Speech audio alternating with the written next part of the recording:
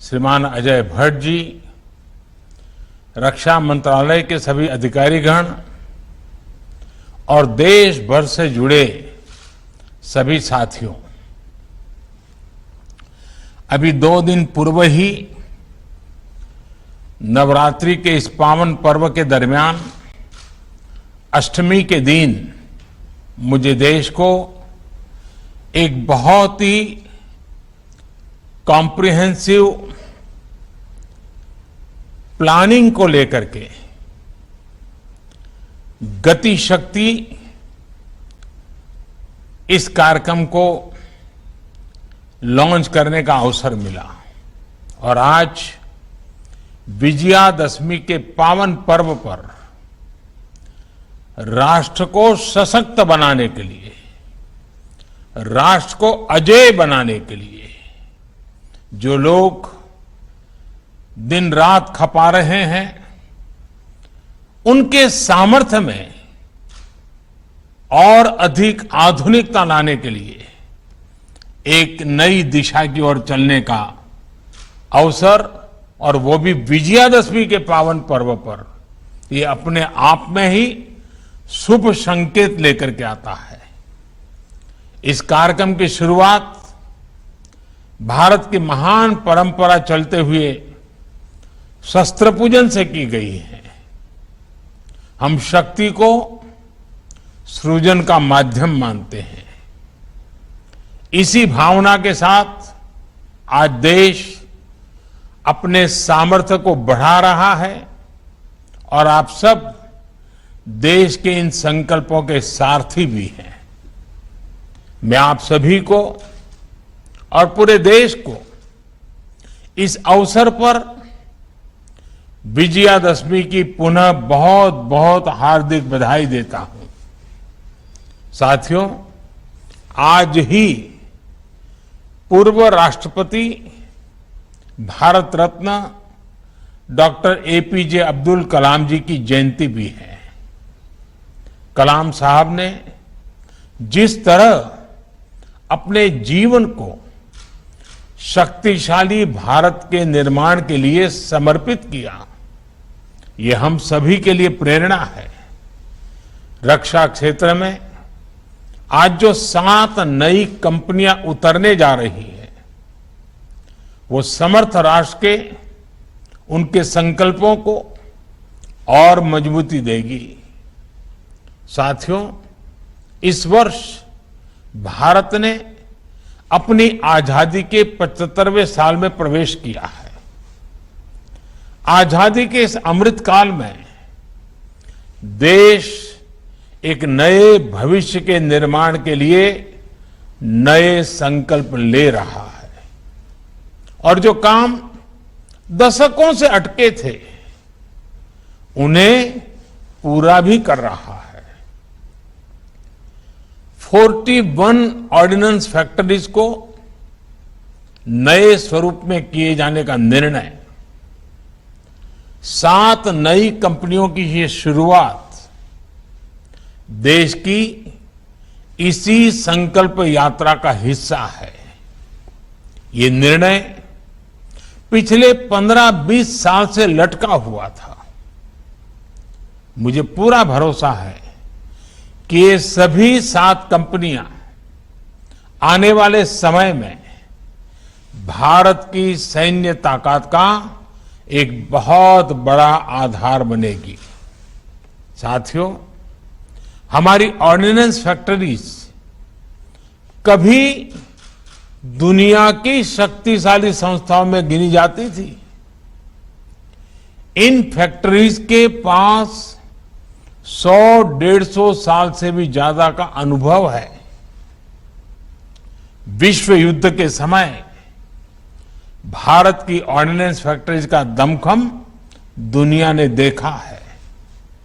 हमारे पास बेहतर संसाधन होते थे, वर्ल्ड क्लास स्किल होता था। आजादी के बाद हमें जरूरत थी इन फैक्ट्रीज को अपग्रेड करने की, न्यू एज टेक्नोलॉजी को अपनाने की। लेकिन इस पर बहुत ध्यान नहीं दिया गया। समय के साथ भारत अपनी सामरिक जरूरतों के लिए विदेशों पर निर्भर होता गया। इस स्थिति में परिवर्तन लाने में ये नई 7 डिफेंस कंपनियां बहुत बड़ी भूमिका निभाएगी। साथियों, आत्मनिर्भर भारत अभियान के तहत देश का लक्ष्य भारत को अपने दम पर दुनिया की बड़ी सैन्य ताकत बनाने का है।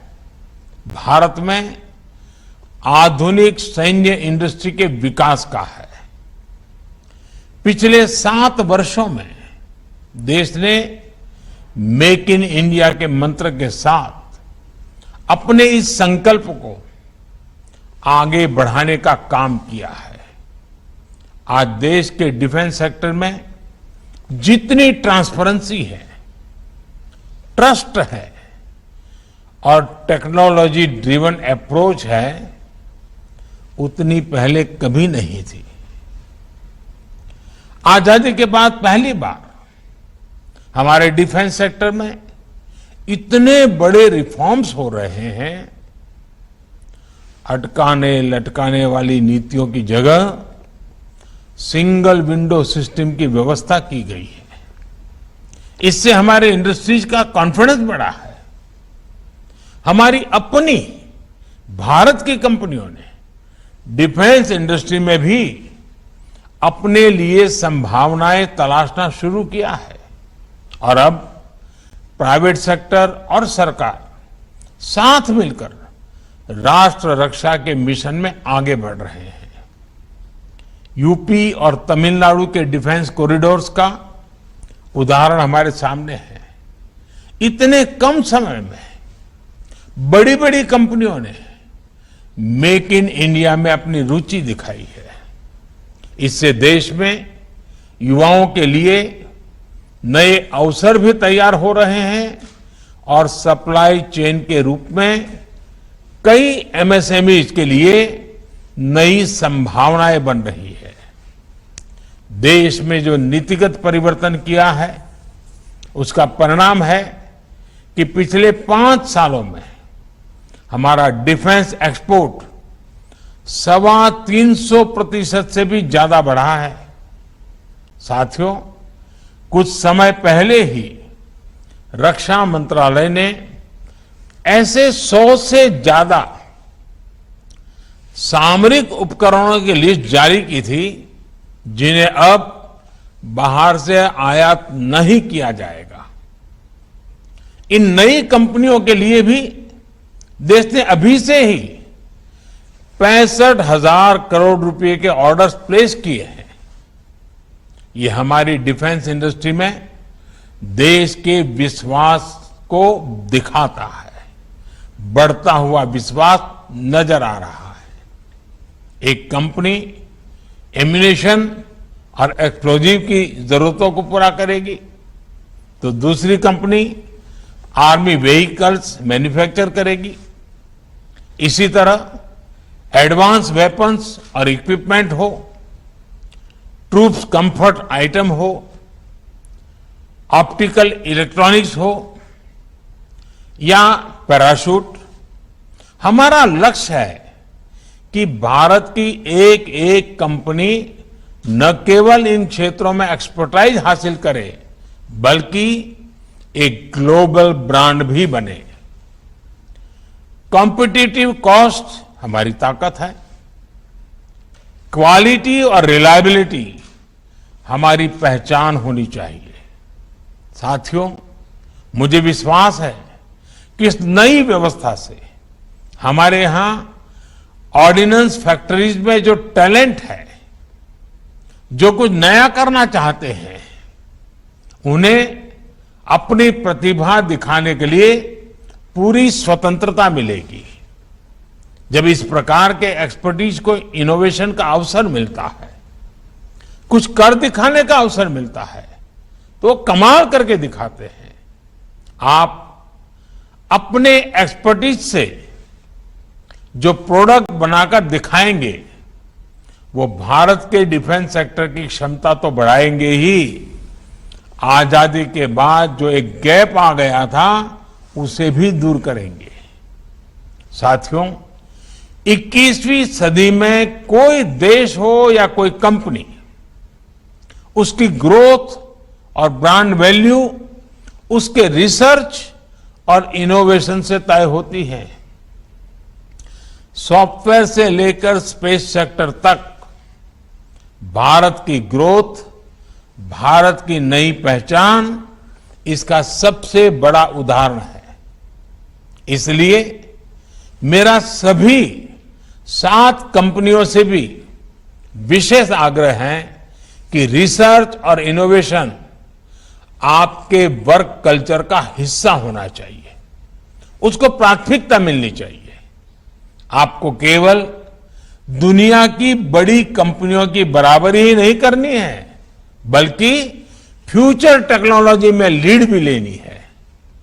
इसलिए ये जरूरी है कि आप नया सोचें, रिसर्च ओरिएंटेड युवाओं को ज्यादा से ज्यादा मौका दें, उन्हें सोचने की पूरी छूट दें। मैं देश के स्टार्टअप से भी कहूंगा, इन 7 कंपनियों के जरिए आज देश ने जो नई शुरुआत की है, आप भी इसका हिस्सा बनिए। आपकी रिसर्च, आपके प्रोडक्ट्स कैसे इन कंपनियों के साथ मिलकर एक दूसरे की क्षमताओं से लाभान्वित हो सकते हैं, इस ओर आपको सोचना चाहिए। साथियों, सरकार ने सभी कंपनियों को एक बेहतर प्रोडक्शन एनवायरनमेंट देने के साथ साथ पूरी फंक्शनल ऑटोनॉमी भी दी है। इसके साथ ही ये भी सुनिश्चित किया गया है इन फैक्ट्रीज के कर्मचारियों के हित पूरी तरह से सुरक्षित रहें। मुझे पूरा भरोसा है कि देश को आपकी एक्सपर्टाइज का बहुत लाभ होगा और हम सब मिलकर आत्मनिर्भर भारत के अपने संकल्प को पूरा करेंगे। इसी भावना के साथ फिर एक बार आप सबको विजयादशमी की बहुत बहुत शुभकामनाएं। आप सभी का बहुत बहुत धन्यवाद।